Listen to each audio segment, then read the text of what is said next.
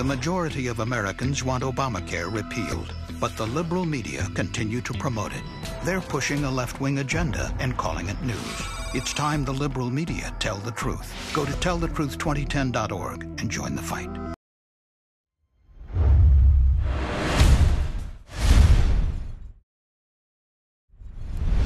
Good afternoon. It's Tuesday, November 23rd, 2010. I'm Eric Scheiner with Right Now on CNSNews.com.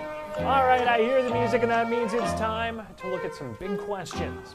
When the lame duck U.S. House of Representatives returns from its Thanksgiving recess, it will consider approving $1.15 billion in compensation to as many as 66,000 African-American farmers who were allegedly discriminated against by the U.S. Department of Agriculture between 1981 and 1996.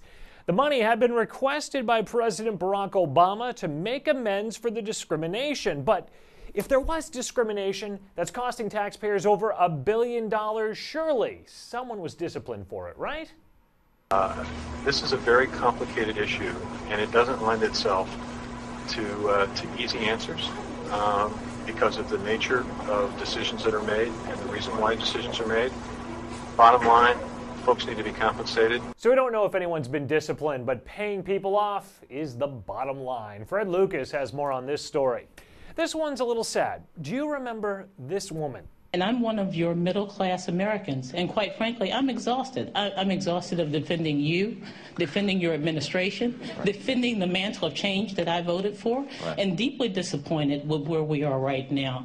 Velma Hart talking to President Barack Obama before the midterm elections, discussing her exhaustion from defending Obama and his economic policies. And now, like many Americans, she has lost her job. The Veteran Services Organization that she worked at has laid her off as part of the nonprofit's efforts to cut expenses.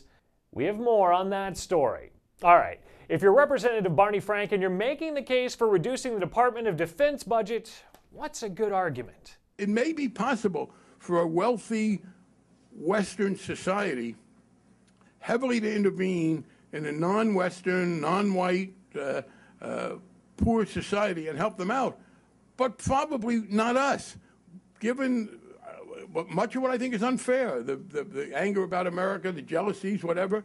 We're often the least useful people to go in there, and all we do is make people angrier. Let's not make people angry. Nicholas Ballasy has more. Feel useful. Click around and get informed right now on CNSNews.com.